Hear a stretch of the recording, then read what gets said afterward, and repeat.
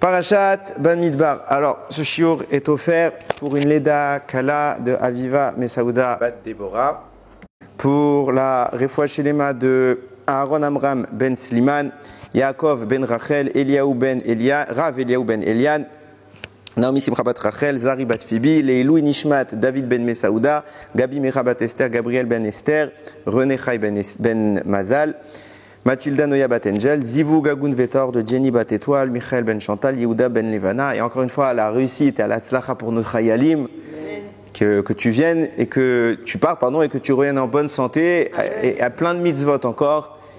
Et également pour tous les otages qu'Akadosh Baruch Hu très rapidement nous les ramène à la maison. Et pour la tzlacha et parnassa de Mylène Esther bat Mazal, Bezrat Hashem. Ok, alors le sujet, on va vite bifurquer sur la fête qui arrive, Bezrat Hashem, Shavuot. Ok, donc j'introduis, on entame Baruch Hashem le 4e livre de la Torah, Bamidbar. C'est écrit dans Shulchan Aruch, on lit toujours, enfin c'est pas toujours vrai, mais en fait on essaye de lire systématiquement la paracha de Bechukotai avant Shavuot. Donc Bamidbar, elle arrive juste avant la semaine de Shavuot, généralement c'est Bamidbar. Donc là on va empiéter. Et pourquoi? Tichle Shana vekil elotea. Que l'année se termine avec ses malédictions. Comme ça Tosfot y ramène. Pourquoi il ramène ça? Il y a deux grandes parachutes de malédiction. Bechukotai et Kitavo. Kitavo, on l'a lu avant Rosh Hashanah. Comme ça, on fait les malédictions. On dit que l'année se termine avec ses malédictions. Vetachel Shana ou Virchotea. Et que l'année commence avec ses bénédictions. Et bien, pareil pour notre cas à nous, puisque Shavuot, c'est le jour où le monde est jugé sur la production des fruits de l'arbre. Du coup, Shavuot, c'est aussi un Yom Adin. C'est pour ça. Tichle Shana avec Illoté, on balance les malédictions avant, on a fait, ça y est, on a tout pris, Chas v'Shalom, et que Tachel Shana Uvir Chotea. D'ailleurs, c'est Ezra Sofer, on va parler beaucoup d'Ezra Sofer, qui a fait ce décret-là. Chachamim, il rapporte dans le Midrash que, vous savez qu'il y a écrit dans Bereshit, le premier jour de la création, Dieu mentionne 5 fois le mot or, lumière. À 5 reprises, il écrit or. Et Chachamim, ils disent pourquoi 5 fois? C'est en rapport avec les Chamisha Chumshe Torah. Chaque fois qu'il y a écrit or, ça va nous indiquer un sefer de la Torah. La 4e fois qu'il y a écrit le mot or, c'est quand Hachem y a écrit, il a distingué entre l'obscurité et la lumière. Vayavdel Elokim ben or ou ben chosher. Dieu, il a fait la distinction. Donc le livre de Bamidbar, Chachamim là-bas, le Midrash Mefourash, il dit, il vient distinguer entre l'obscurité et la lumière. C'est quoi l'obscurité? C'est quoi la lumière? Shalom Uvracha. C'est quoi l'obscurité? Ça va, vous n'avez pas loupé grand-chose. C'est quoi l'obscurité? C'est quoi la lumière? Il explique comme ça. La lumière, c'est les Bnei Israël qui sont sortis d'Égypte. L'obscurité, c'est la génération qui les remplace. Celle qui s'apprête à rentrer en Eretz Israël. Ceux qui sont sortis d'Égypte, on les a appelés Or. Ceux qui s'apprêtent à leur succéder, on les appelle Rocher. Alors pourquoi? C'est ça qu'on va essayer de comprendre. Et je vous ai dit tout de suite qu'on allait réfléchir autour de la fête de Shavuot, autour d'une question qui est hyper intéressante, vous allez voir. Alors aujourd'hui, il n'y a pas beaucoup de Kabbalah, je vous rassure. Mais, pourquoi c'est bien? Mais il y aura un raisonnement, je trouve, qui est très intéressant. Regardez l'idée. Si vous lisez un petit peu j'ai même pas besoin d'arriver à la Torah, mais même si vous regardez un petit peu l'archéologie, vous regardez un peu l'histoire juive, vous verrez que l'écriture qu'on connaît a évolué. On n'a pas toujours écrit de la même manière la Torah. C'est pour vous dire qu'aujourd'hui, il n'y a qu'une écriture qu'on connaît. Celle qu'on a dans nos Sefer Torah, dans les Sifrei Torah, dans nos Mezuzot, dans notre Tfilin, elle est universelle. Tous les juifs du monde, après il y a des manières qui vont un petit peu différencier Sfarad, Ashkenaz, etc. Il y a des petites nuances. Mais la structure, le format des lettres, il est connu, vous l'avez partout, vous le trouvez même imprimé, c'est facile à trouver. Et si vous n'écrivez pas comme ça, vous savez par exemple comme on écrit à la main, si quelqu'un il s'amuse avec une plume sur un parchemin à écrire comme nous on écrit, comme on écrit en cursive comme ça, son tefillin, il écrit comme ça. Il est kasher ou il n'est pas kasher? Pas kasher. Si vous écrivez le aleph à une boucle comme ça et une barre, c'est pas kasher. Il faut que ce soit un vav oblique, un yud à l'endroit, un yud à l'envers. On connaît comment ça s'est formulé. Donc quelqu'un il viendrait s'amuser à écrire comme ça, avec la bonne encre, le bon parchemin, les bonnes intentions, tout comme il est cachère le type. Et même il va au mikvé avant. Ça vaut rien. Il a rien fait, il a juste perdu du temps. Ok? Donc on voit que l'écriture, intrinsèquement, elle a une valeur. Elle a une valeur qui va définir la nature spirituelle de l'élément. Pourquoi je vous dis ça? Parce qu'en fait, dans l'histoire, on n'a pas toujours connu cette écriture-là. Ce qu'on appelle, l'écriture que vous voyez partout, c'est ce qu'on appelle le Ktav Ashuri. En français, l'écriture assyrienne. Déjà, ça nous dérange tout de suite, je pense à l'oreille qui frappe. Mais sachez que dans l'histoire, on n'a pas toujours écrit comme ça. Il y avait un Ktav qu'on appelle le Ktav Ivri, l'écriture hébraïque. Et je vais vous dire plus que ça, les écritures entre la différence entre l'écriture hébraïque, vous pouvez les retrouver dans des anciens. Aujourd'hui, vous ne trouverez pas dans le moderne, mais si vous trouvez dans des musées ou quelque chose comme ça, vous verrez que vous n'arrivez pas à déchiffrer ce qui est écrit. Pourquoi? Parce que c'est pas la même forme de lettres. Ça n'a rien à voir. L'un c'était Ktav Ivri et l'autre c'est Ktav Ashuri. Donc quelqu'un aujourd'hui qui verrait devant lui un Ktav Ivri, ce serait un analphabète. Ni plus ni moins. Ni plus ni moins. C'est impressionnant. Et maintenant, c'est pourquoi que c'est intéressant. C'est qu'avant, l'écriture répandue, c'était le Ktav Ivri. Alors les rouleaux de la j'ai dit on va expliquer. C'était le Ktav Ivri. Dans la logique, tout de suite, on voit que quoi? On a un Ktav Ivri. Donc ça veut dire une écriture hébraïque. On se sent familier. On s'attend à la retrouver à Dayom. Jusqu'à aujourd'hui, on se dit, bon, on va tous avoir un Ktav juif. Non. Aujourd'hui, il a disparu. Il n'y a pas un seul sofer qui va écrire en Ktav Ivri. Tous Ktav Ashuri. Plus que ça, quelqu'un qui écrirait aujourd'hui des mezuzot en Ktav Ivri, qu'avant il était cachère. C'était comme ça qu'on faisait les mezuzot et les Sifrei Torah avant. Et bien aujourd'hui, c'est plus cachère. Pas soul. On déchire. On a pris une écriture étrangère à Botaï. C'est fou. D'où ça vient une telle folie? Alors il faut qu'on essaye de comprendre un petit peu plusieurs choses. C'est quoi la nature de ces deux écritures, de ces deux calligraphies? D'où ça vient? C'est quoi leur essence spirituelle? Est-ce qu'il y a quelque chose qui les distingue d'un point de vue rouhani? Qu'est-ce qui a provoqué le changement de l'un à l'autre? Et je vais vous poser encore une question encore plus choquante. Qu'est-ce qui était écrit sur les louchot? Comment Hacham il a écrit la Torah? En ivri ou en ashuri? Ça change beaucoup de choses. Alors vous allez voir que c'est pas évident. Alors on va commencer à donner quelques informations. La Gemara Masechet Sanhedrin là-bas, elle écrit page 21b et 22a. Là-bas, elle donne quelques informations et il y a un long texte. Je ne vais pas dire tout. Je vais donner les informations qu'on a besoin. Là-bas, il y a Marzoutra. Il dit, sachez que la Torah a été donnée en Ktav Ivri et en Lashon HaKodesh. Comme ça, il écrit. La Torah a été donnée en Lashon HaKodesh. Plus tard, d'abord j'annonce, après on analyse. Donc au début, si je vais d'après ce qu'il dit, les louchot, vous ne savez pas les lire. Moi non plus. On ne sait pas les lire. C'est pas quand vous voyez dans les films, je sais pas, les 10 commandements, je sais pas quoi, vous voyez, ils ont écrit comme... Non, rien à voir. Rien à voir, d'après ce qu'il dit. Plus tard, est venu un monsieur qui s'appelle Ezra Asopher. Donc Ezra, c'est déjà c'est Ezra le scribe, c'est lui qui va être l'instigateur du retour en Israël après l'exil de Babel. Ezra vient et il dit on change. Et qu'est-ce qu'il écrit Ezra?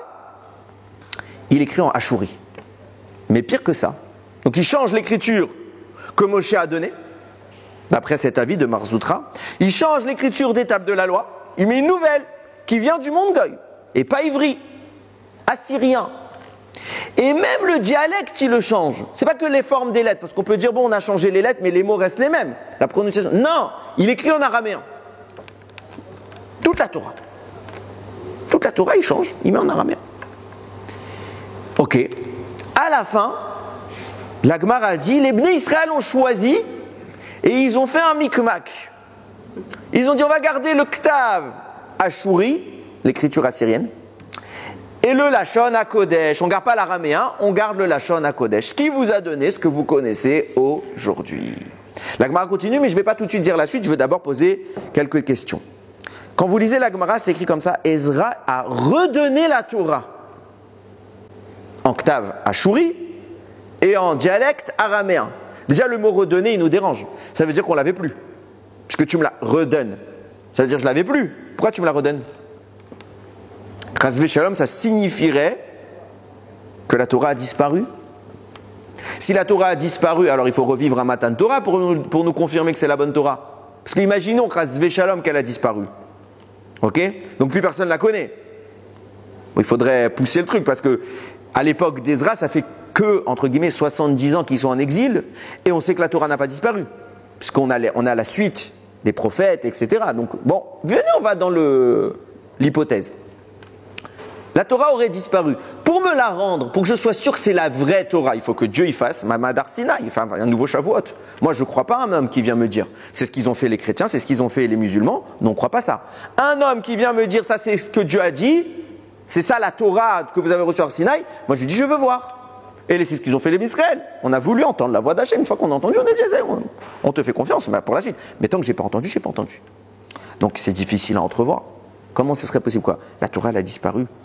Maintenant, pire que ça, de quel droit, dans l'hypothèse, il redonne une Torah?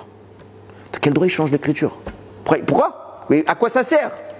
À quoi ça sert? Tu as vu Hachem qui a donné les Luchot en écriture ivri, en Lachon HaKodesh. Toi, tu changes tout. Autre question, je vais vous poser plein de questions, je vais vous faire mal à la tête.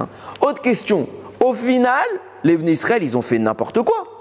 Parce que, toujours dans l'hypothèse où il y a eu, bon, ça c'est pas une hypothèse, on a eu Matan Torah de Moshe Rabbeinu. Ils n'ont pas gardé le même format, parce que Moshe c'était Ivri, Lachon HaKodesh. On a ça aujourd'hui? Non. Donc on a dit ça, on veut pas. On dégage. Vient Ezra Sofer, il dit ok, on change, on met Ashuri, araméen. Ça on veut pas. On va prendre un peu de là, un peu de là. Ça veut dire que ce qu'on a aujourd'hui ne correspondrait ni au Matan Torah de Moshe Rabbeinu, ni au Matan Torah de Ezra. Ça correspond à Wallu. Rien. On a fait n'importe quoi. Et là, on a un problème. Je vais plus loin. C'est quand même partout pareil, là. On va voir. On va voir. Dans la suite, quand vous lisez la Gemara, la Gemara, quand elle a dit Israël a choisi de faire le croisement, donc Ashuri, Lachon HaKodesh, le mot qui est écrit là-bas, comment on dit choisir en hébreu? Livkor. Donc on s'attend à ce verbe, choisir. Il n'y a pas écrit choisir littéralement. On peut traduire choisir dans le contexte, mais celui qui est hébraïsant, tout de suite, il va être gêné par le mot qu'a dit la Gemara. La Gemara, elle a dit bererou. Un birour, ça peut vouloir dire plusieurs choses. Ça peut vouloir dire clarifier, tu as raison. Ça peut connoter aussi le tri. Ok? Dans la Torah, quand on parle d'un birour, on peut parler de tri. Là-bas, on va dire ils ont clarifié, ils ont trié. Dissocié. Voilà, c'est difficile. Pourquoi la Gemara n'a pas choisi Bachar? Bachou, ils ont choisi. C'est logique, c'est le mot. Un hébraïsant, il dit cette Gemara, il dit bizarre. Ok, je pose la question, on essaiera de comprendre après. Je continue la Gemara, je laisse les questions en suspens parce qu'il faut avant. Comment? Pas tout le temps, pas tout le temps, pas tout le temps. Je disais donc, c'est un mélange des deux. La Gemara poursuit et elle amène une braïta comme ça. Rabbi aussi là-bas il écrit que normalement, s'il n'y avait pas eu Moshe avant lui, Ezra il aurait été celui qui aurait donné la Torah. Donc c'est pour vous dire Stam, Ezra c'est pas un petit joueur. Il aurait pu donner la Torah. Et puis la Gemara elle amène plein de preuves. Et elle dit, il n'a pas pu recevoir, nous donner la Torah parce que Moshe est arrivé, il est né avant, pas de peau. Premier arrivé, premier servi. Mais il a quand même eu le mérite, c'est pour ça qu'on l'appelle Ezra Asofer, le scribe. Il a quand même eu le mérite de changer l'écriture. Et d'où il a le droit de changer l'écriture de la Torah? La Gemara donne un remez, une allusion à ça. Où on voit ça? Quand Moshe il écrit le livre de Devarim, parce que vous savez que le livre de Devarim, c'est l'écriture de Moshe. Ce livre est appelé Mishneh Torah. On a redonné, quelque part, on a renouvelé la Torah. Moshe, pourquoi ça s'appelle comme ça? Moshe va répéter tout ce qui a été dit dans les 4 livres d'avant. Il va le concentrer dans un livre et il va bombarder, il va donner toutes les infos. Mais le langage Mishneh, même si c'est pas ce qu'il veut dire, ce que je veux dire, mais il ressemble, il a la même racine que le langage d'un Shinouï, les Shanot.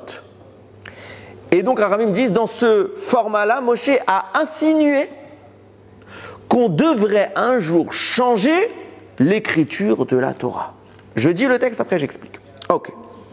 La Gemara poursuit. Il dit pourquoi on l'appelle ce nouveau format, cette nouvelle calligraphie, pourquoi on l'appelle Ashuri?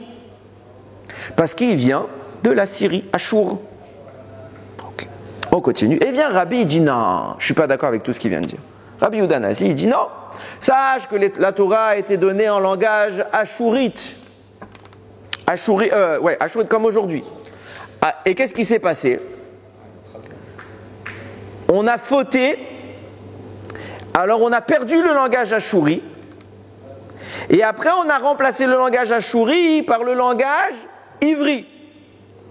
Je dis ces mots. Et quand on a fait tchouva, alors on a eu le droit qu'Hachem nous rende le langage ashuri. Point. Fin de la Gemara. Je pose mes questions. On a plein de problèmes. Première chose. On nous a dit, alors j'ai promis, n'oubliez pas les questions du début, on va ajouter des nouvelles questions. D'après Rabbi aussi, d'où Ezra Sofer s'est permis le changement d'écriture d'une allusion. Une allusion qui est ultra, giga, méga légère.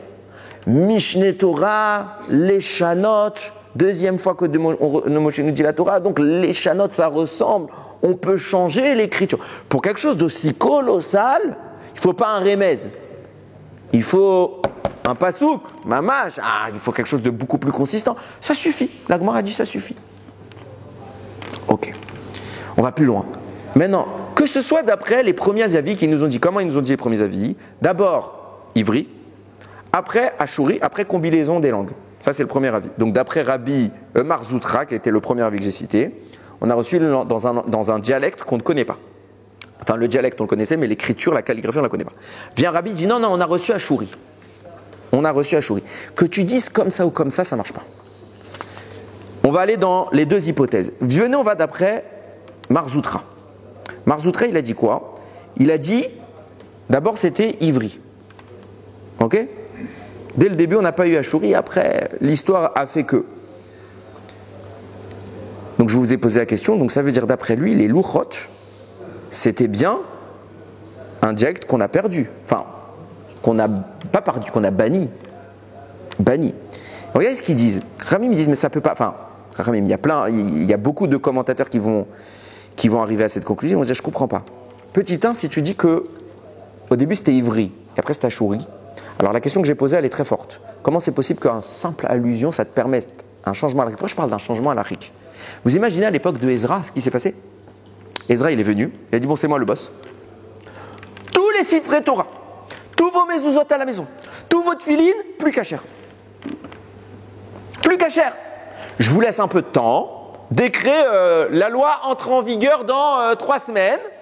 Je vous laisse le temps d'acheter des nouvelles paires de tefilin. On va dire, allez, 3 mois, histoire que les sofrim, il faut qu'ils apprennent à écrire. Il faut les former. Donc, on va former des nouveaux scribes. Ils vont écrire des nouveaux sifrei Torah, des nouveaux tefilin, des nouvelles mezuzot. Attention, le business, il va monter d'un coup. Alors, le sofer, il a dit, c'est bien, moi je me forme, il y a un nouveau business, génial. Mais tout le reste, poubelle. Poubelle. Alors, peut-être Gniza. On garde plus. Plus cachère. Ça veut dire quoi? Ce que Moshe Rabbeinu il faisait à son époque, c'était pas cachère? Impossible. Impossible. Faut être dingue pour dire un truc pareil. On continue. Ça, c'était d'après Marzoutra. Maintenant, je vais aller plus loin dans le questionnement. On va aller d'après Rabbi. Il dit non, depuis le début, il y a eu Ashurite.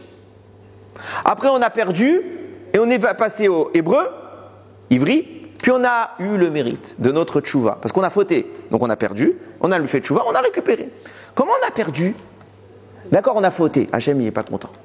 Comment tu m'expliques qu'on puisse perdre un dialecte avec un peuple qui, tous les Shabbats, tous les lundis, tous les jeudis, tous les Rosh Chodesh, tous les Rosh Hashanah, tous les Yom Tov, il sort le Sefer Torah? Quoi, ça voudrait dire qu'à un moment de l'histoire, tous les textes ont disparu, tous, plus rien. Que tous les rabbins sont morts tout de suite, ou ils ont perdu la Torah. Tous les sophères qui existent ont disparu, ils ont perdu ça, leurs mains ne savent plus écrire. Donc on a perdu le Ashuri. Donc on a inventé un nouveau truc. Ivri, puisqu'on était entre feuilles, on a dit on va l'appeler Ivri. Et plus que ça, hein. Ça veut dire que vraiment ça a disparu longtemps pour qu'on doive nous vraiment remplacer, parce que sinon ce serait dans la mémoire commune des gens. On saurait reconnaître un peu. C'est impossible.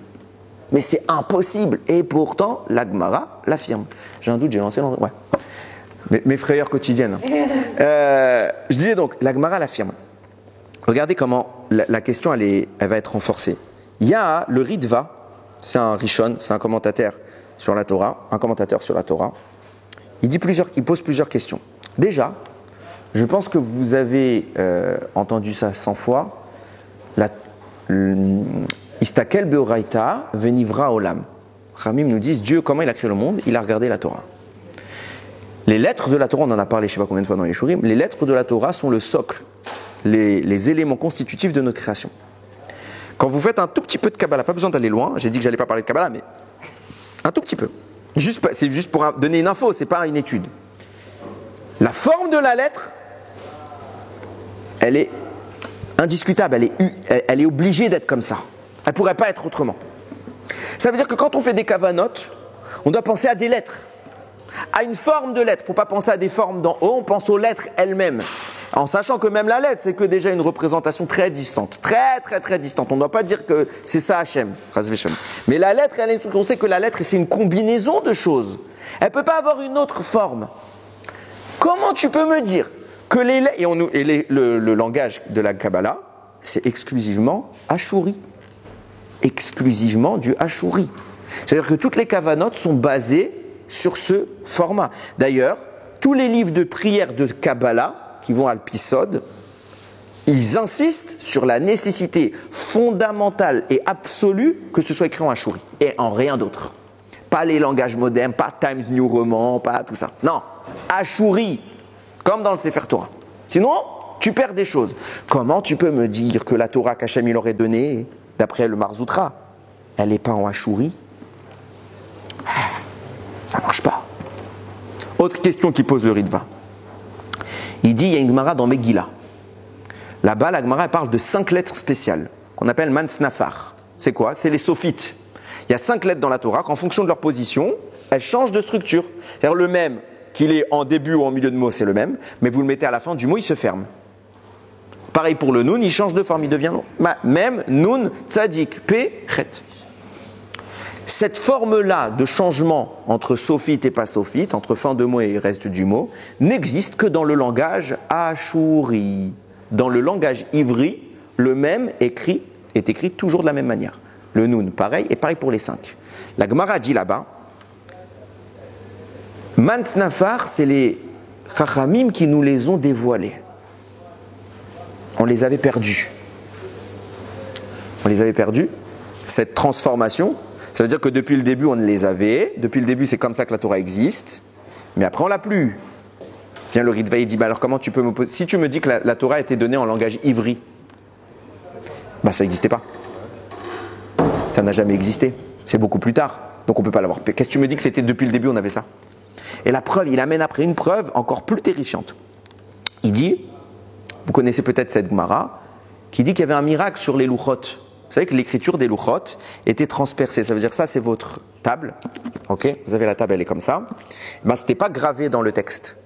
C'était transpercé de part en part. En fait, le texte, c'était un trou, c'était du vide. Donc ça passait de là à là. Ok. Donc il y avait un miracle qui devait se faire. Pourquoi? Parce qu'il y a certaines lettres qui sont fermées, comme le samer et le même. Le samer, c'est un rond. Si vous videz un rond, c'est pas un samer. Il faut que ce soit une bordure ronde qui est vidée. Vous suivez ce que je veux dire? Donc vous devez avoir au milieu de la pierre. Mais si vous faites le tour en vide, pareil pour le même qui est carré, même sophite, faites le tour en vide, la pierre au milieu, qu'est-ce qu'elle devient? Elle tombe. Donc ça vous fait plus un samer, ça vous fait un carré ou un rond. Mais ça ne vous fait pas ni un samer ni un même sophite. Nous dit la Gemara, il y a eu un miracle sur les louchot. Le samer et le même volaient. La petite pierre au milieu est restée en lévitation. De là, tu vois que quoi? Le samer est rond dans le langage ashuri.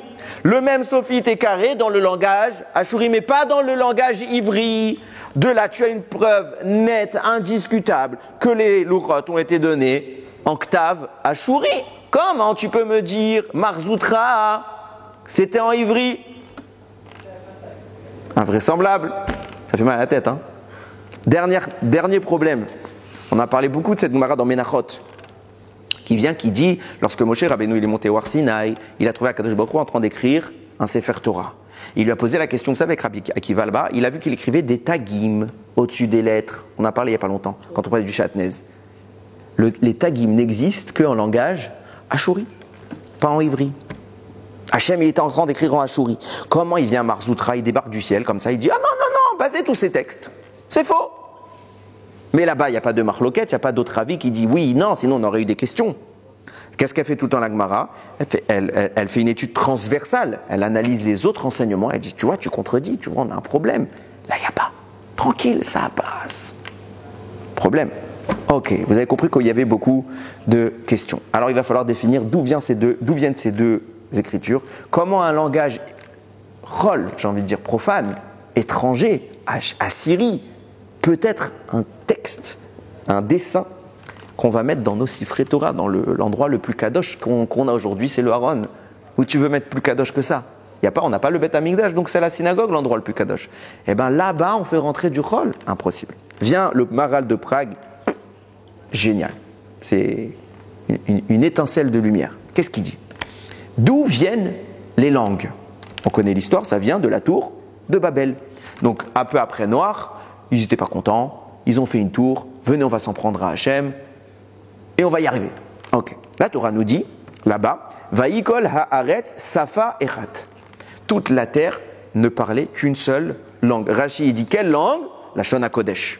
Pourquoi? Parce que jusqu'à maintenant, Dieu s'adressait aux hommes. On voit qu'il parle à Adam, il parle à Noach, etc. Il parlait à Abraham.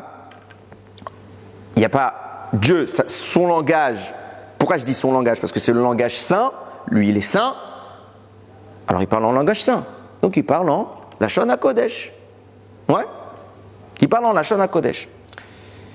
Maintenant, tout le monde, puisque Adam Arishon, quand il parle à Hachem, il parle en Lashon HaKodesh. Donc, les enfants d'Adam, ils parlent la même langue qu'Adam. Jusqu'à Noach.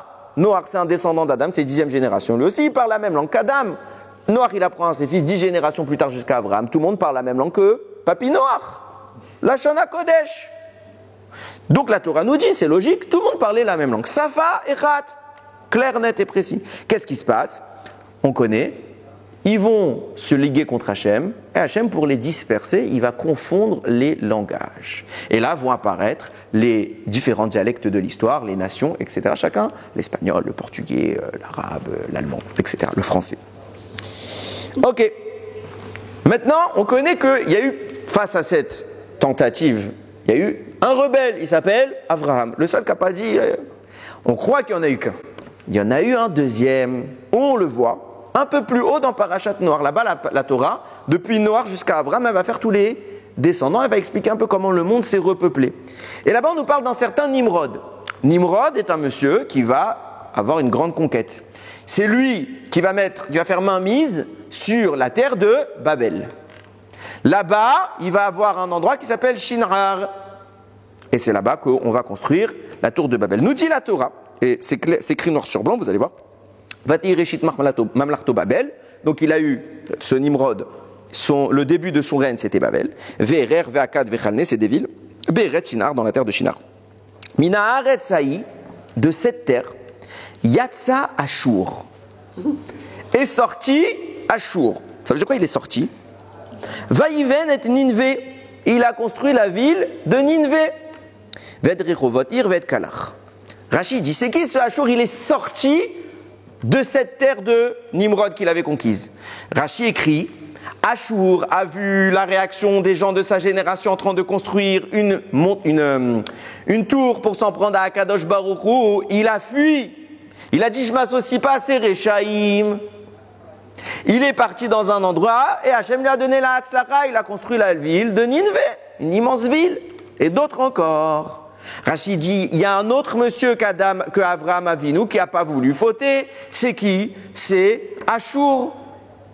Vient le Maharal de Prague, il dit, sur cette base-là, on voit quoi? Puisqu'Avraham n'a pas fauté, puisque Achour n'a pas fauté, ils ne sont pas dans la punition de la génération. Quelle a été la punition de la génération? C'est qu'ils ont eu une confusion des langages. Donc Avraham a maintenu le Lachon à Kodesh et un deuxième aussi. Achour, il a reçu, il n'a pas de raison de perdre le Lachon à Kodesh. Seulement il y a une nuance. Vient la Gemara dans le Yerushalmi, le Ritva, il la cite. Il dit le peuple d'Achour dispose d'une écriture, mais il n'a pas de langue. Ça veut dire quoi? C'est-à-dire il a le Ktav d'origine, mais il n'a pas la langue d'origine. Alors qu'Avraham, il a la langue d'origine et le Ktav, l'écriture d'origine. On va expliquer. Pourquoi l'un a les deux? Ils ont fait la même chose. A priori, on a l'impression qu'ils ont fait la même chose. Et bien pas du tout. Pourquoi? Première chose avant d'aller plus loin, on voit que Avraham, il a une grande récompense. Il est choisi en tant que représentant divin. Achour, pas du tout. Avraham a l'écriture et la langue, Achour n'a que l'écriture. La nuance que nous disent Chachamim, c'est que Avraham va faire plus que Achour. Et on va essayer de réfléchir sur pourquoi il a fait plus. En tout cas, avant d'aller plus loin, nous dit le Ritva. À l'évidence, il y avait une écriture originelle, il y avait une langue originelle. L'écriture originelle, c'est celle qui est commune entre Avraham et Achour. C'est le langage achourite. Pourquoi on l'appelait achourite? Parce qu'il a gardé la vraie langue. Seulement nous dit, mais il n'avait pas là le dialecte, il avait la calligraphie. Seulement nous dit le Ritva, Avraham, il avait l'écriture et la langue. Et ça fait quoi? Il écrivait jamais avec cette écriture. Pourquoi? Parce que cette écriture est tellement sainte que personne sur terre ne s'autorisait de la manipuler. Pas même dans les documents les plus nobles, comme c'est l'écrit le Ritva, pas même dans les documents des rois, des ministres, de tout ce que tu veux, personne ne s'est permis d'utiliser cette écriture. Pour écrire, Avraham et ses descendants ont inventé une autre écriture, et puisqu'elle est le produit d'Avraham Haïvri, alors cette écriture s'appelle l'écriture Ivri, hébraïque, mais c'est une invention des Bnei Israël, enfin de la famille d'Avraham Avinu. Pourquoi? Pour quelque part un peu diminuer la Gdusha, parce que c'est trop kadosh d'écrire comme ça. Mais il est clair, nous dit le Ritva, que les Luchot étaient écrites en langage achouri, qui était le langage originel. Originel. Et il s'appelle achouri par mérite envers ce monsieur qui s'appelle Achour, qui a été un tzaddik. Maintenant, regardez. Pourquoi Achour n'a que l'écriture et pas la langue? Tandis qu'Avraham a eu les deux. Nous disent Rachamim, quand vous analysez bien les choses, il y a une différence de... Enfin, il faut analyser déjà la faute profondément. On a dit quoi? Bien la population de la tour de Babel. Quelle est la transgression de cette génération? Il y a deux transgressions qui apparaissent dans les textes. Première chose, on leur vante une qualité. C'est quoi? Shalom, le shalom. Besafa achat. Comment c'est écrit? Udvarim achadim. Ils étaient tous dans la même intention, tous en harmonie. Seulement, et ce shalom-là, il va quelque part un peu les protéger. Pour vous dire la valeur du shalom, on n'a pas idée. Mais c'est un shalom, c'est une paix détournée. Parce que c'est une paix pour faire la guerre contre Dieu. Donc cette génération va mettre dans la notion de la paix, elle va inséminer un défaut, une impureté, parce que c'est une paix de rébellion. Une rébellion, c'est pas la paix. Ils sont en paix entre eux, mais ils sont en guerre contre Hachem. Donc c'est la pire des choses. Parce que ça veut dire que tu te sers de la paix contre celui qui veut la paix. C'est la définition la plus grave de la guerre. Ils ont détourné la paix. Deuxième avéra qu'ils ont fait, Avodah Zara. Avodah Zara. Leur objectif, c'est de remplacer Dieu, donc de mettre autre chose. Le Al-Shir HaKadosh, il écrit sur ce passage là-bas, l'objectif ultime, c'était qu'au sommet de la tour, il y ait une gigantesque idole qui va réunir toutes les idolâtries de la planète en un seul point. Il faut comprendre que la tour de Babel aurait dû être le pendant négatif du Beth Amikdash. Le Beth Amikdash est dans l'endroit le plus haut, la tour de Babel était dans l'endroit le plus bas. réunissait le Beth Amikdash, c'est l'endroit qui s'appelle Yerushalayim Milashon Shalom, et aussi ils étaient Beshalom mais dans le mal. Tout l'inverse. Donc l'objectif c'était Avodah Zara. Donc deux Averot, détourner le Shalom et Avodah Zara. Quand vous analysez la démarche de Ashur et la démarche d'Avram, vous voyez que Avram se bat sur les deux fronts, Ashur que sur un seul. Pourquoi? Avram, petit il va dire non à la Avodah Zara. Okay, donc il va s'opposer aux gens de la tour de Babel. À une nuance avec Ashur. Ashur aussi dit non contre la Avodah Zara. Donc sur ce point-là, c'est le point commun entre Avram et Ashur. C'est la même rébellion. Seulement Ashur s'enfuit, Avram reste. Avram reste. Quand est-ce qu'Avram s'en va? Lech Lecha. Beaucoup plus tard. Hachem lui dit va-t'en. Mais jusque-là, il ne bouge pas. Pourquoi il ne bouge pas? Pourquoi il ne fait pas comme Ashur? Attends, il y a des Réchaïm. C'est comme si je vous dis qu'on restait habité au Vatican. Avram, il reste. Pourquoi il reste? Parce qu'Avram veut la paix. Mais la paix authentique. Ils pourraient fuir et les laisser dans leur erreur. Avram reste avec eux. Il va se confronter pour avoir le véritable shalom, le shalom entre les hommes, mais surtout avec Akadosh Baruch Hu. Parce que si on a du shalom qui ne va pas nous mener à Hachem, alors c'est un shalom qui est défaussé de sa nature.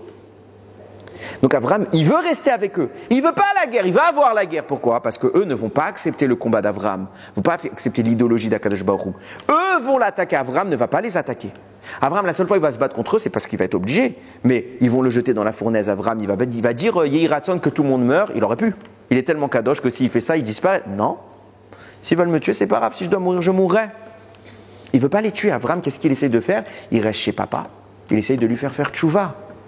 Il veut être ami avec ces gens-là, pas pour devenir comme eux.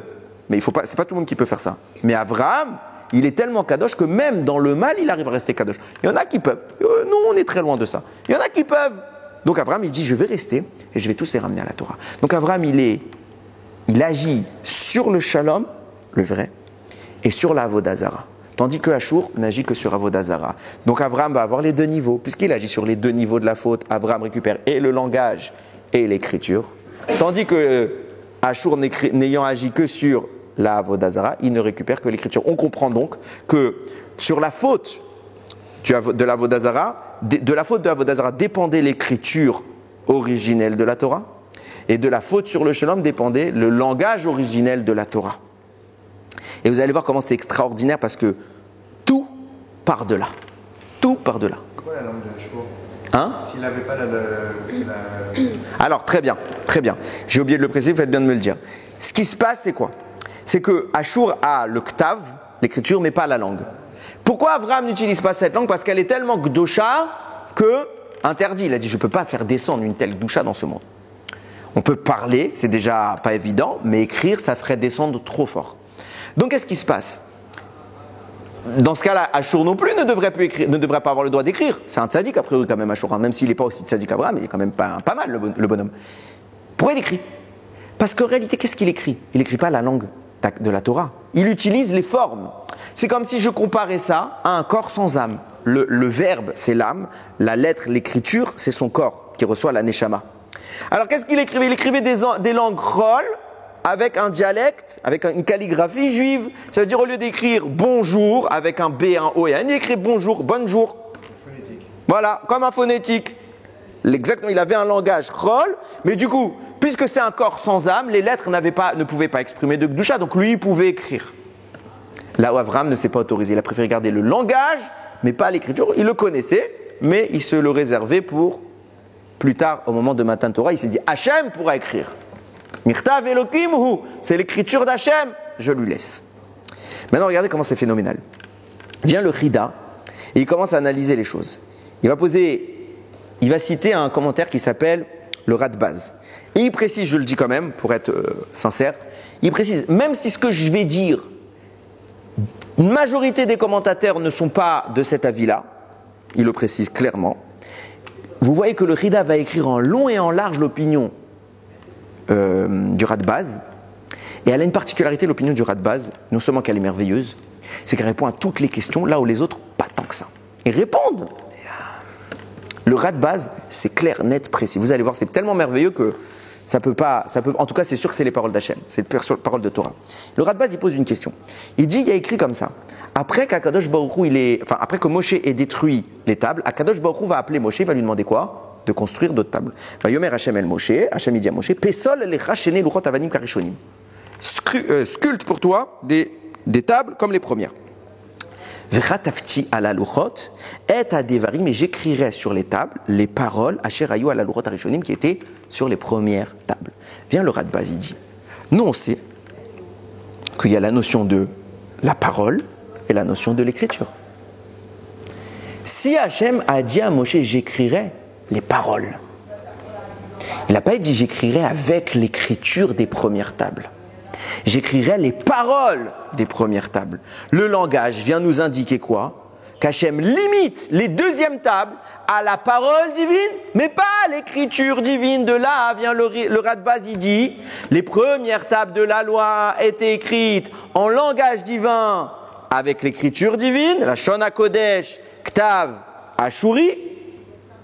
Mais les deuxièmes tables, c'était la Shon HaKodesh, Ktav, Ivri. Si vous voyez les deuxièmes tables de la loi, vous pigez rien du tout, écrit le Radbaz, comme Marzoutra. Là, vous comprenez, les deux rabbanim, ils ne sont pas en désaccord. Pourquoi? Les premières tables, c'est ce qu'il dit Rabbi Yehuda Hanassi, là-bas il dit c'était Ktav, Ashuri, tout le monde est d'accord. Même le Marzoutra, il est d'accord. Et viennent les deuxièmes tables, il y a écrit Adevarim, que les paroles, mais pas l'écriture. De là, on déduit que l'écriture était différente. C'était du Ktav Ivri. C'est pour ça que la Gemara n'a pas objecté quand elle a dit, mais attends, quand Moshe est monté sur le Har Sinaï, il a vu qu'Hachem écrivait en Ashuri. Quand le Samer et le même, ils volent, c'est du Ashuri. La Gemara n'a pas posé la question. Pourquoi elle n'a pas posé la question? Parce que c'est vrai que ça, il y a eu ce miracle. Mais dans les deuxièmes tables, il n'y a pas eu ce miracle. Donc, Marzoutra ne se plante pas. Génial. Vient le Chida qui cite, ça c'était le Radbaz. C'est le Chida qui le cite. Il pose une question, il dit on a un problème. Tu dis qu'il n'y a pas écrit c'est l'écriture d'Hachem? Moshe beaucoup plus loin, dans le dernier livre de la Torah, dans Devarim, il dit lui-même. Hachem, il a écrit, il cite les paroles d'Hachem, Vayirtav ala luchot, il a écrit sur les tables Hachem, Kamirtav arishon, comme la première écriture. Il vient le Chida et dit comment le Radbaz peut-il nous dire qu'Hachem, il n'a pas gardé l'écriture, il a gardé que le langage, alors qu'il a écrit qu'il a gardé l'écriture.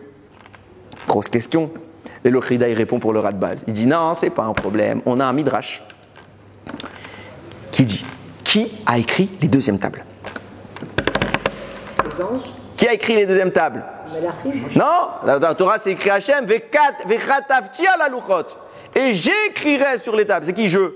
C'est Hachem. Il a écrit Vayirtov, il a écrit, Akadosh Baruch Hu, il a écrit. Donc c'est Hachem qui écrit les deuxièmes tables. Vient le Midrash, il dit pas du tout. C'est Moshe. C'est Moshe. Écrit où? Nulle part. Midrash, il vient, il dit c'est Moshe, je te garantis c'est Moshe. Ah, comment tu me dis qu'Hachem il a écrit Vayirtov, tu fais quoi? Il dit non, Hachem il était tellement pas content du Ham Israël qu'il a dit à Moshe, Pesol, les toi qui vas sculpter, c'est toi qui vas écrire. Et vous aurez de la chance si j'accepte de tenir la main de Moshe quand il écrira. Je mettrai ma main et Moshe écrira avec ma main. Mais c'est le doigt de Moshe. Et puisque Moshe est un homme, les hommes en quoi ils écrivaient? En Ktav, Ivri. Ah, il y a écrit Karmirtav comme le premier langage. Il explique le Chida. C'était pour t'expliquer que même dans les deuxièmes tables, les tables étaient comme dans les premières, transpercées de bout en bout. Même en ivri? Même en ivri, aucun problème, mais ils n'avaient pas besoin que ça vole. On peut considérer que le Ktav ivri, après la faute, il est moindre. Dégradé. Oui, ce qui vous explique le fameux enseignement de Chachamim. Comment se fait-il que les premières tables, ils avaient une doucha que les deuxièmes tables n'avaient pas? Eh bien, c'est pareil. Même logique. Puisque les premières tables, c'est la parole et l'écriture d'Hachem. Donc, quelque part, c'est une âme sainte dans un corps saint. Comme à Moshe Rabbeinu, il brille. Comme Adam Arishon au début de la création du monde, il brille. Mais après, qu'est-ce qui s'est passé? Quand le corps il était plus saint, l'âme elle est restée sainte, mais le corps il n'y a plus de lumière qui sort. Du coup, les deuxièmes tables, dans les premières tables, tu voyais toute la Torah, tu voyais la Halakha, tu voyais le Midrash, tu voyais la Gemara, la Mishnah, tu voyais le Zohar, la Kabbalah, tout. Deuxième table, tu voyais quoi? Anochi Hashem Elokecha Asher Hotzeticha. Ah, et c'est quoi? Et qu'est-ce que je déduis de là? Va étudier.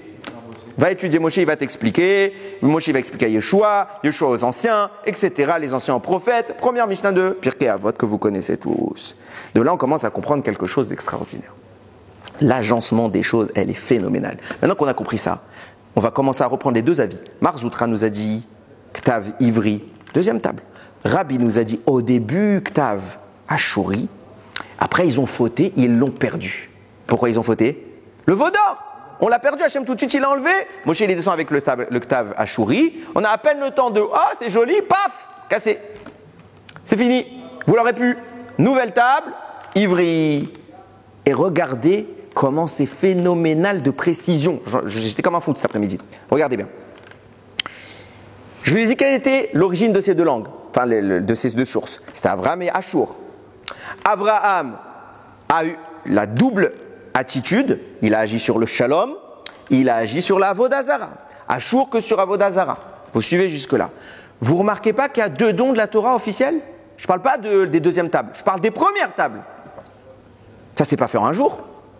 Quand est-ce qu'on a reçu la Seret Adiberot? Shavuot. Quand est-ce qu'on a reçu les 10 commandements sur les tables? 40 jours plus tard, 17 Tammuz.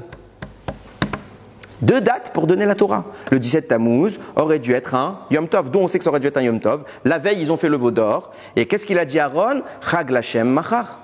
Fête pour Hachem demain. 17 Tammuz, c'était Yom Tov. On recevait un deuxième niveau de Matan Torah. Qu'est-ce que c'était le premier jour de Shavuot? Est-ce qu'on avait l'écriture? Non. On avait le Dibour.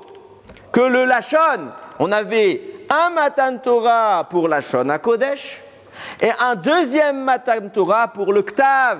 Pour l'écriture ashurite. Et regardez ce qui se passe juste avant les deux événements, puisque je vous ai dit quoi? L'écriture, à l'époque de Nimrod, et de Avraham et Ashur, l'écriture, c'était Avodazara, puisque c'est la faute qu'il a réussi à repousser Ashur et il l'a obtenu. Le langage, c'était le Shalom. Qu'est-ce qu'elle nous dit la Torah avant Matan Torah? Donc, avant Shavuot, Vaïsroum et Refidim, ils ont voyagé de Refidim. Vayavou Midbar Sinaï, ils sont arrivés au Midbar Sinaï. Vayachanu Bamidbar, ils ont campé là-bas. Vaychan Sham Israël, Negedar, ils ont campé les Israël devant la montagne. Rashi, il écrit quoi? Keish Echad, Belev Echad. Rashi, tu dis, ils étaient comme un seul homme avec un seul cœur, tellement qu'ils étaient Béchalom. Entre eux. Pourquoi Rashi vient nous dire c'est important? Rashi précise. Sache que tous les voyages, il n'y avait pas encore le shalom. Mais quand ils sont arrivés au Har Sinaï pour Matan Torah, là, ils étaient Keish Echad, Belev Echad. Pourquoi c'est Chachouv? Pourquoi Rashi, il faut qu'il te le précise? Genre, c'est même pas écrit dans le Passouk. Rashi vient te dire, c'est important que tu saches. Quand on est arrivé au Har Sinaï, Keish Echad, Belev Echad. Plus que ça, juste avant Matan Torah, là-bas la Torah nous dit que Moshe il propose la Torah, Vayaranu Kol Am Yahdav. Tous ensemble, les Bnei Israël, d'une même voix, ils ont répondu Vayomru, Kol Asher Diber Hashem Naaseh. Tout ce qu'Hachem il dira, on fera. Yardav, unis. Pourquoi il faut qu'on soit unis avant Shavuot? Parce que Shavuot, c'est le don de la parole. Donc à Shavuot, il faut, comme on avait dit que c'est le Shalom qui régit le don de la parole, alors il faut que l'épreuve se fasse sur la parole. Rachid te dit, tous les voyages, ils étaient en Marloktot. Pourquoi? Yetzerara, il vient pour leur empêcher de recevoir Matan Torah. Ils ont réussi, les Israël Bassov, ils sont arrivés Béchalom. Ils ont réussi, ils ont vaincu le Yetzerara qui voulait empêcher le Shalom. Tu reçois le langage de la Torah. 40 jours plus tard, ils doivent recevoir la suite. L'écriture, qu'est-ce qui vient faire le Satan? Sur quoi précisément le Satan vient les tenter? Le problème de l'écriture, on avait dit que c'était Avodazara. Il vient, il leur propose quoi? Venez, on fait un Hegel. Pourquoi on fait un Hegel? Pourquoi on fait cette faute? Pourquoi il n'a pas proposé d'autres fautes? Venez, on mange taref. Il n'a pas dit ça. Il n'a pas dit ça.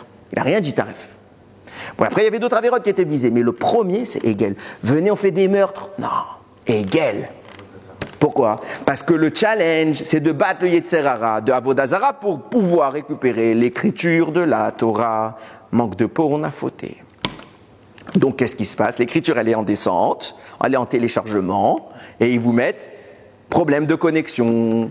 Et là, elle remonte. Les lettres, elles s'en vont, elles reviennent. Bachamaïm. Ça marche plus. Vous recevez pas. Ah, vous les recevez. Ok. Nouveau langage. Votre ancien langage que vous avez inventé, qui n'est pas aussi puissant. Extraordinaire. On continue? Maintenant, regardez. On a compris un petit peu ce qui est en train de se passer. Maintenant, il faut comprendre c'est quoi. Pourquoi pourquoi il y a 3 étapes dans ce qu'on a évoqué tout à l'heure. On a dit qu'il y avait 3 étapes. À savoir, au début, on a eu Ashuri, Lashon HaKodesh. Après, on a eu Ezra, il vient, il dit hop, hop, hop, on change. Ok, on passe à. Non, mais là, au début, on a eu. Oui, Matan Torah, on l'a perdu tout de suite. Après, deuxième étape de la loi, on a eu Ivri avec du Lashon HaKodesh. Ok, vient Ezra. Là-bas, c'était écrit, ils avaient Ivri, mais ils parlaient en Lashon HaKodesh. Puis après, Ezra, il a changé. Il a fait Ashuri, araméen. Et puis après, on a fait le Micmac. Pourquoi ça s'est passé en 3 étapes? Alors écoutez bien. Qu'est-ce qu'il a fait, monsieur Ashur? Il a construit une ville. Cette ville, elle s'appelle comment? Ninvé. Vous connaissez l'histoire de Ninvé? Oui. Regardez comment les choses elles sont corrélées, mais c'est fou. La Torah, dac, c'est précis. Qu'est-ce qui se passe? On sait que les Bénis Israël vont rester combien de temps dans le désert? 40 ans. Question piège. Pourquoi il reste 40 ans? Question piège. Bah répondez, on m'a tombé dans le piège. C'est la phase de purification. Non, d'où elle est venue? Pourquoi Hachem il a puni 40 ans? Explorateurs, ils ont fait 40 jours de visite en Israël, ils ont fait la Shonara, on a 40 ans. Viens Rachi, il dit, ça peut pas être vrai. Pourquoi? Parce que si tu comptes le temps mamash qu'on est resté depuis la faute des explorateurs jusqu'à l'entrée en Israël, il n'y a pas 40 ans. Quand est-ce qu'il y a 40 ans? Depuis le Hegel jusqu'à l'entrée en Israël. Donc ça veut dire qu'Hachem il a compté une période où ils n'avaient pas encore fauté dans les 40 ans. Donc comment tu peux les punir alors qu'ils n'ont pas encore fait la faute?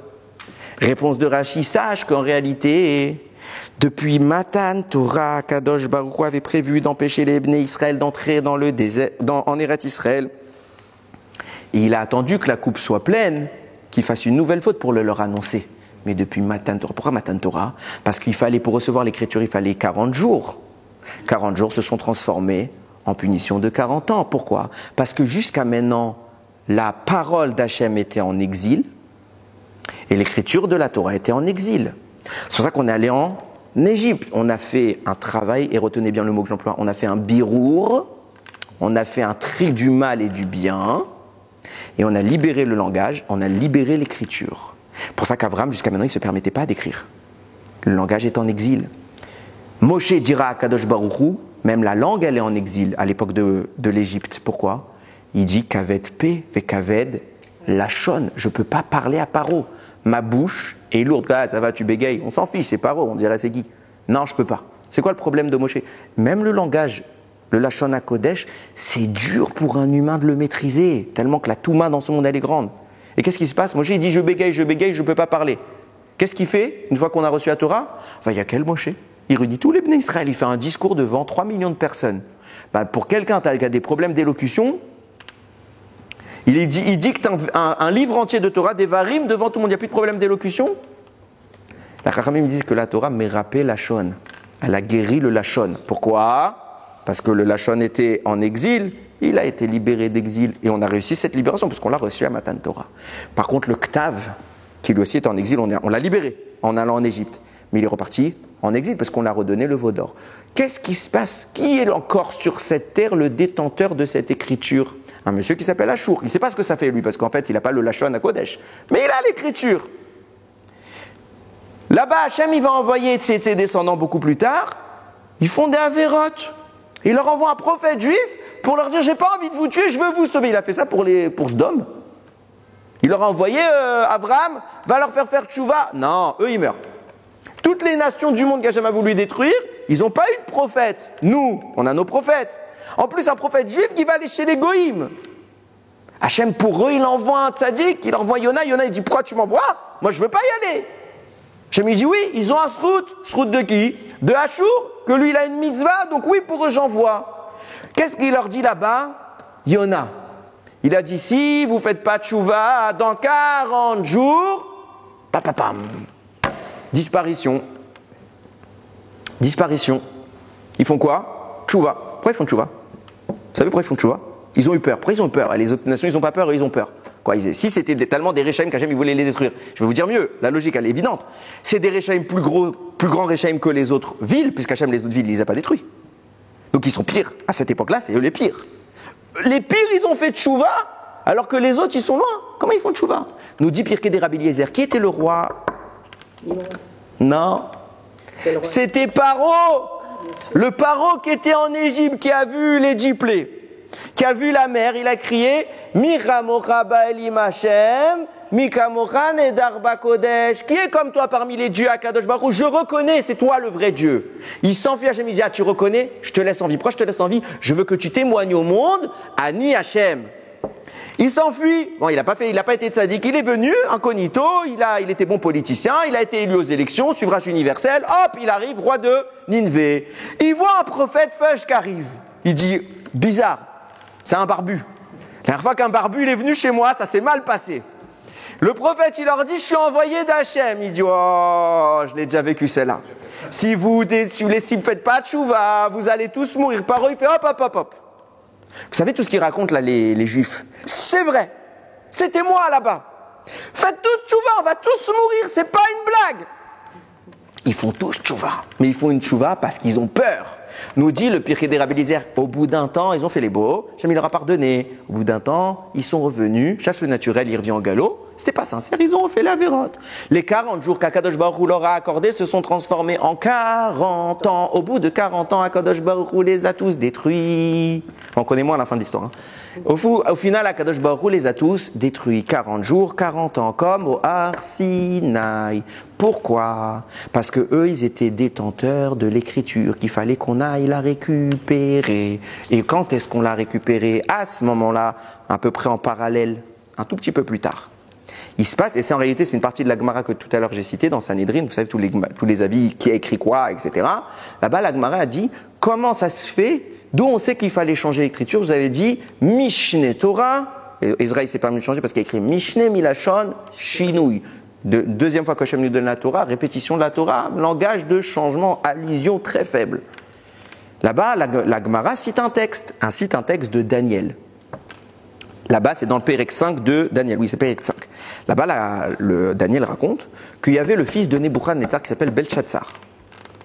Il avait envie de faire la fête. Alors, il a fait une grande fête. Il a invité des gens et tout. Et il a sorti quoi? Tous les ustensiles du Beth Amikdash. Ça rappelle un peu ce qu'il a fait à Achashverosh, même si ce n'est pas la même histoire. Il a sorti tous les ustensiles du Beth Amikdash. Il a commencé à donner à boire aux hommes, aux femmes. Et ils ont commencé à louer leur avoda zara. Il y avait la menorah. Là-bas, le texte y est clair, est apparue une main d'homme. Juste une main. Comme ça. Et elle s'est mise à écrire sur le mur. Ramim, ils nous ont dit, c'est un malach. Mais pour apparaître, la main, elle est apparue et le reste, elle n'est pas apparue. Il s'est manifesté matériellement sous une forme de main. Et là-bas, il a écrit sur les murs. Et là, tout le monde a été terrifié. Le roi, il est devenu livide, il est devenu blanc. Qu'est-ce qui se passe? C'est quoi ce truc? Et la main, elle disparaît comme ça et le texte, il reste. Il s'approche du texte, ils ne comprennent rien. Le roi, il devient inquiet, il est terrifié, il amène tous ses sorciers, ses mages, tous les scientifiques qu'il avait. Expliquez-moi, c'est quoi ce texte? C'est quoi ce qui s'est passé? On ne comprend plus rien. Personne ne comprend. Bon, je vous le fais en bref. Arrive Daniel. Il est réputé, Daniel. On sait combien il a fait avec Nebuchadnezzar. Il arrive. Il lui dit, je te couvre d'or. Si tu m'expliques ce que c'est. Alors il va lui expliquer là-bas. Il y a tout un texte. Je vous laisserai découvrir. Et en réalité, nous disent Rachamim, l'écriture là-bas, c'était le Ktav. C'est un malach qui l'a écrit. Donc c'est l'écriture d'en haut. C'était le Ktav Ashuri. Pourquoi Hachem, il a envoyé ce malach? Il aurait pu faire autre chose. Pourquoi il a envoyé un malach pour écrire en Ktav Ashuri dans ce monde? Pour dire au Bnei Israël, je vous autorise maintenant à revenir au Ktav Ashuri. Pourquoi à ce moment-là, Kol HaKavod, qu'est-ce qui va se passer tout de suite après? Pourquoi on n'a pas le droit au Ktav Ashuri? Parce qu'on a fait Avodah Zara au moment du Vaudor. Okay? Quand on arrive en Eretz Israël, qui est le boss? Ezra. Qu'est-ce qu'il va faire Ezra? C'est rapporté dans la Gemara. Il va prier pour la destruction du Yetzer Hara, de la Avodah Zara. Pourquoi plus personne ne fait Avodah Zara aujourd'hui? Vous voyez un arbre, vous avez envie de vous prosterner, vous? Non. Eux, oui. Mais c'est pas ils avaient envie. Ils bavaient pour se prosterner. C'était Nous, on voit un arbre, on dit, bon, j'espère qu'il y a des fruits. Maximum. Pourquoi? Pas de Yetzer Hara. Pas de Yetzer Hara. Eux, c'était une tava phénoménale. Qui a enlevé ça? Ezra a Sofer. Puisqu'on a détruit le problème qui bloquait l'écriture dans ce monde, l'écriture a pu y descendre. C'est pour ça que nous disait Rabbi Udanassi tout à l'heure. Au début, ils avaient le Ktav Ashuri. Il a disparu. On a dit, c'est pas possible qu'il disparaisse. Comment on va oublier? Non, parce qu'il est resté 2 minutes. Moi, j'ai cassé les tables. On a eu le Ktav Ivri. Et quand on a fait tchouva, quand est-ce qu'on a fait tchouva du veau d'or? Quand la Vodazara a disparu, alors le Ktav Ashuri est revenu dans ce monde. Question, pourquoi Kadosh Baruch Hu, il n'a pas laissé tout de suite le Ktav Ashuri depuis le début de l'histoire? Pourquoi c'est Kol Kar Chashuv? Pourquoi c'est tellement saint? Qu'est-ce qui se passe? Alors c'est une notion que j'avais déjà évoquée, et on va essayer de raisonner sur cette base-là pour conclure. Il écrit comme ça le Ben Yehoyada. Il a écrit dans la Gemara que le Targum, le traducteur Yonatan Ben Uziel, il a écrit la traduction de la Torah. Quand il a écrit la traduction de la Torah, la Gemara rapporte là-bas, dans Maseret Megillah, la terre s'est mise à trembler. La terre s'est mise à trembler. Une voix céleste est sortie et elle dit « Qui ose révéler mes secrets dans ce monde ?» Se lève le Tana, Yonatan Ben Uziel, il dit « Moi. Mais tu le sais, je n'ai pas fait ça pour la gloire de la maison de mon père, je l'ai fait seulement pour ta gloire. » Je vais lui dire, ok, mais ne traduis pas Daniel. Parce que dans Daniel, elle est la date du Mashiach. Tu révèles pas. Vient le Ben Yehoyada, c'est le Ben Ishraï, grand commentateur de la Gemara là-bas. Quand il y a une histoire comme ça, toujours il pose des questions. Il dit, je comprends pas. Qu'est-ce qu'il a écrit le Targum Yonatan Ben? Il a écrit une traduction. C'est pas les secrets de la Torah. Il nous a pas fait un Zohar. Il a traduit. Il a fait moins que Rashi. Ouais, il a donné quelques petits midrashim dans le texte, mais il a pas fait de commentaire. Il a traduit en araméen. C'était la langue de l'époque. Il a traduit. Hachem, il arrive, il envoie une voix céleste pour dire qui ose révéler mes secrets. C'est ça tes secrets? Où sont les secrets? Réponse. Il dit ça s'appelle déjà de la Torah orale. Pourquoi? Parce qu'il a un petit peu expliqué en traduisant. Quand vous traduisez, c'est comme si moi je vous lisais le livre de la Torah en français. Mais littéralement. Ça ne marchera pas. Pourquoi? Je vous dis Bereshit. Bereshit veut dire pour un prémisse. Déjà, je vous ai perdu. Entrée de jeu, je vous ai perdu. Pour un prémisse, Dieu créa le ciel et la terre. On est d'accord? Alors, il faut qu'on nous explique que le prémisse fait référence à Israël, à la Torah, blablabla. Ok? Donc, vous êtes obligé, quand vous traduisez, d'en rajouter une explication, sinon ça n'a pas de sens. Donc, quand il a traduit, forcément, il a un peu expliqué. Donc, il a un peu mêlé sa traduction avec un peu de Torah orale. Or, la Torah orale est censée rester orale et ne doit pas être écrite. Viens à Kadosh Baruch Hu, dit de quel droit tu écris ma Torah que j'ai demandé à ce qu'elle soit orale. Vient le Targum Yonatan, il dit je l'ai fait pour ta gloire. Et Hachem valide. Qu'est-ce qui a changé? Pourquoi d'un coup on a le droit d'écrire la Torah? Il nous explique le Ben Yehoyada. Depuis que Dieu a créé le monde et depuis les fautes qu'on y a faites au fur et à mesure de l'histoire, le mal s'est répandu. Le mal se nourrit de la Gdusha. Si tu fais descendre la Gdusha dans ce monde, sans protection, ça veut dire qu'elle n'est pas assez robuste pour se dégager des forces du mal, alors le mal vient se nourrir de ça. Avec les fautes successives de l'histoire, le vase, j'ai envie de dire, pour rester dans des mots à peu près bons, le vase contenant la Gdusha s'est brisé. Il a des failles, des fissures. Comparez ça à un vase d'eau. Si maintenant il y a le vase, il a plein de trous, vous mettez de l'eau, ça coule de partout. Donc si vous voulez garder votre eau, En Maïm et la Torah, l'eau c'est toujours l'allusion à la Torah, ben vous ne mettez pas dans ce vase. Et si vous mettez dans ce vase, ben ça coule et tout celui qui vient, il peut prendre votre eau. Donc Akadosh Baruch Hu, il dit, l'eau, c'est la Torah orale. C'est la Torah en général. Le vase, c'est ce monde. Si je fais descendre ma Torah dans ce monde, c'est dangereux. C'est pour ça qu'au début, Dieu ne donne pas la Torah seulement aux tzadikim gigantesques. Depuis la création du monde, donc on a Adam, Chet, etc., Métouchéla, etc., jusqu'à Noir. Eux connaissent, les autres ne connaissent pas, ils sont à l'ouest. Mais ils n'ont pas le droit d'en parler, c'est secret, top secret. Pourquoi? Parce que sinon l'eau elle va couler si on la fait révéler dans ce monde. Hachem ne donne pas la Torah. Quand est-ce qu'il donne la Torah? Il laisse le temps passer. Avec le temps passé, on va avoir des épreuves, on va vivre l'Égypte, on va commencer à colmater le vase. Donc une première strate du vase redevient imperméable. On peut mettre un peu d'eau. C'est pour ça qu'Hachem nous donne la Torah. Au moment de Matan Torah, normalement Hachem avait proposé de réparer tout le vase.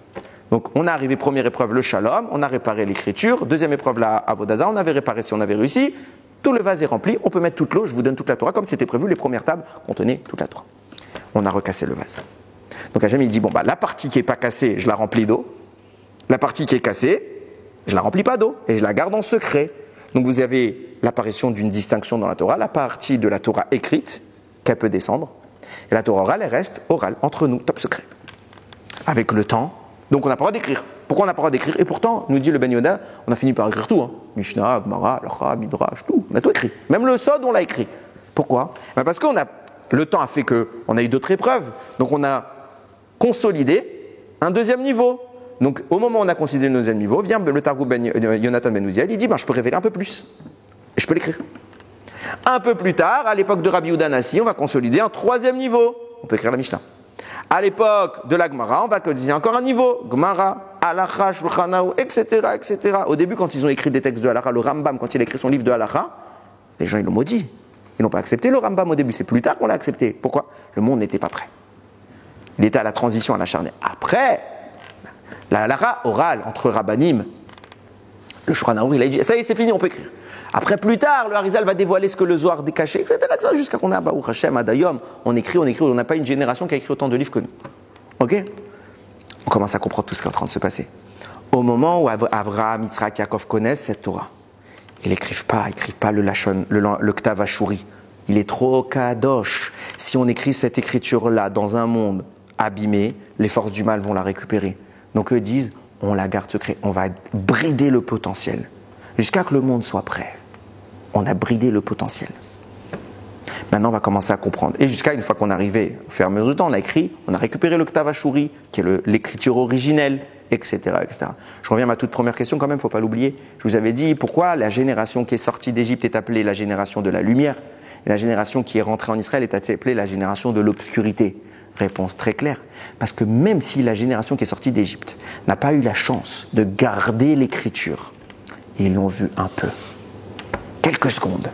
Elle est descendue dans ce monde. Et elle s'est exprimée avec tout son potentiel.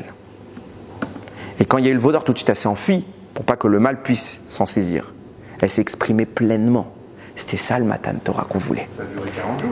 Non, c'était que le langage, l'écriture avec les tables a duré 2 secondes. Moshe redescend le 17 Tammuz, paf, il casse. Juste le temps de la descente. Bon, je ne sais pas combien de temps il a mis pour descendre. Mais juste le temps de la descente, il a cassé.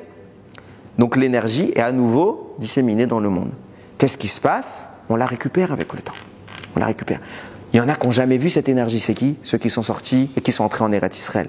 Eux, ils sont dans l'obscurité. Ils n'ont pas vu le or.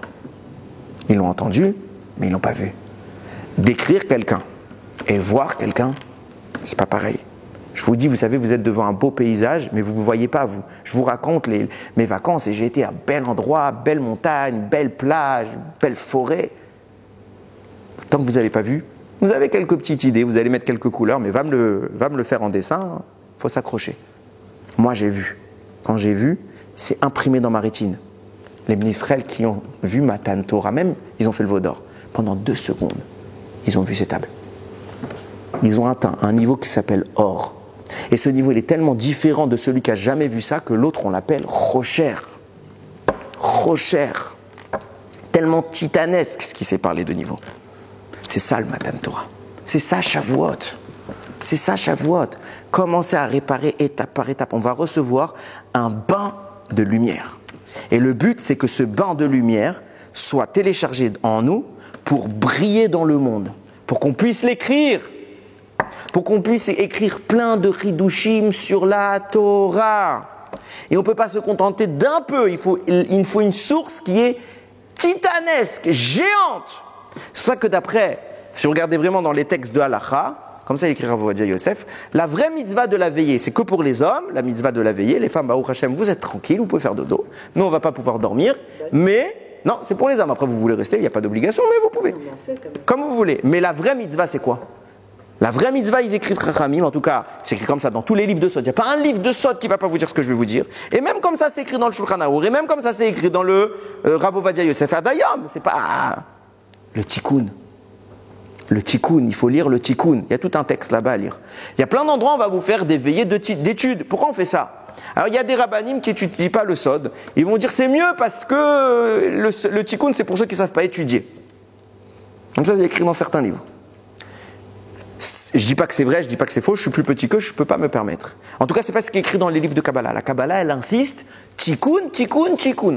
Et Rabbi Ovadia Yosef, il écrit, le mieux, le top du top, adif de faire le Tikkun, celui qui ne peut pas, ou ce Talmid Chacham qui étudie au Kollel, qui étudie à l'Yeshiva, qui a absolument envie d'étudier son limoud de d'habitude, Yeshlo, Alma, l'Ismor, il a sur qui s'appuyer. Donc on voit que c'est un peu moins important. Si vous lisez dans les textes du Harizal, le Tikkun, c'est un moment il va se passer tellement de choses d'après la Kabbalah, on va monter tellement haut, on va vivre une union céleste qui va faire descendre dans ce monde de la lumière. Pour qu'il y ait cette union, il faut que les dimensions soient nourries d'une source qui leur est supérieure. Dit le Harizal, cette nuit-là, qu'est-ce qu'on doit étudier? Que la Kabbalah. On devrait étudier que la Kabbalah. Alors c'est écrit dans ce Sefer-là, c'est écrit là. C'est le Sidour du Rehovat HaNahar. Donc c'est le livre le plus répandu actuellement de Tfila sur la Kabbalah, qui suit l'opinion du Rashash, etc. Donc qui est très connu, c'est lui qui nous a révélé un peu les Kavanot. Il dit que Kabbalah. Il rapporte une hara, il dit ce jour-là on n'étudie pas de Mishnah. Alors moi j'ai appelé mon Rav. Je lui ai dit, attends, quand tu dis pas de Mishnah, c'est même la Gemara, même la Halacha, il dit, c'est pas sourd. Mais Al-Pisod, on fait pas. Pourquoi? Alors il me dit, c'est parce qu'on doit aller dans des sources profondes. J'ai appelé le Rav de mon Rav, il m'a expliqué encore mieux. Il m'a dit, parce que pour nourrir les dimensions qu'on veut atteindre, il faut toujours, pour être nourri, il faut quelqu'un qui nous nourrit plus haut que nous. Ok? Sachez que l'étude du Pshat, elle vient d'une dimension plus basse que le niveau qu'on va atteindre. Donc elle ne peut pas nourrir ce qui est en haut. L'étude du sens simple ne peut pas nourrir ce qui est en haut. Il faut qu'on monte dans l'étude de la Kabbalah qui est plus haute pour pouvoir faire descendre quelque chose qui va nous profiter à nous. C'est pour ça que le Tikkun a été rédigé. À la fin du Tikkun, vous avez la Hydra Rabbah, c'est un texte du Zohar. Là-bas, c'est écrit, il faut le lire. Même si tu piges rien, ça veut dire quoi? Pourquoi? Parce que même ceux qui peuvent étudier la Kabbalah Mamash, qui connaissent, qui savent étudier les textes du Zohar ou du Harizal, le top du top, c'est d'étudier Mamash. Celui qui peut, tant mieux. Celui qui peut pas, deuxième option, au moins qu'il lise. Mais pourquoi? Parce qu'il se nourrit de cette Kabbalah, même s'il comprend pas, il va être nourri et ça va lui fournir une neshama pour ce zivoug, alors que l'étude du Pshat vient de plus bas. Mais là, je précise clairement et sans discussion. Je n'ai pas dit c'est assourd d'étudier le Pshat. Je ne suis pas en train d'invalider toutes les veillées qu'il y aura dans toutes les synagogues jusqu'à cette année. C'est la première année que je vais faire le Tikkun. Je vous dis jusqu'à maintenant, j'ai jamais fait le Tikkun. À chaque fois, je faisais shiur. J'étais tout le temps, je donnais shiur. Cette année, j'ai dit dans ma synagogue, Mechila, je ne vous ferai pas shiur. Je vais penser qu'à moi. Je vais étudier pour moi, 2 minutes. Je vais étudier pour moi. Je vais faire ce que je veux faire. Je veux essayer d'obtenir cette neshama. Ce qu'on essaie de dire, je ne suis pas en train de dire c'est mal d'étudier le Pshat. Je ne suis pas en train de dire n'allez pas au shiurim. Je ne suis pas en train de dire que les rabbins, s'ils font n'importe quoi, ils savent ce qu'ils font. Il y a écrit clairement Yesh lo alma lismor.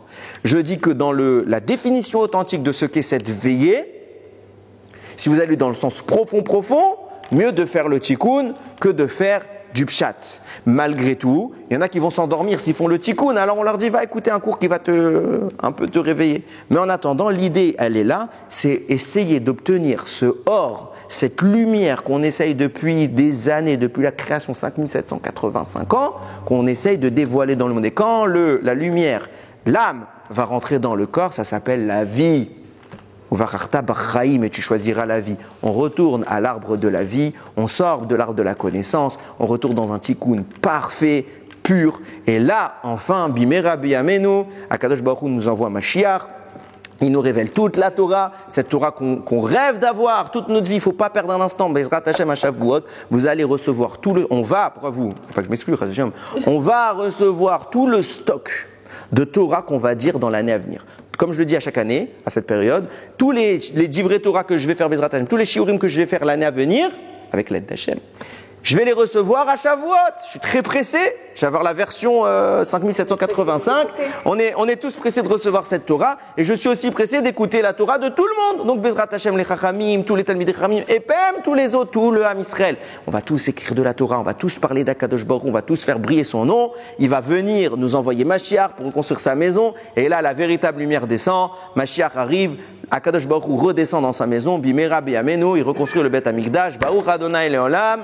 Amen ve Amen. Okay.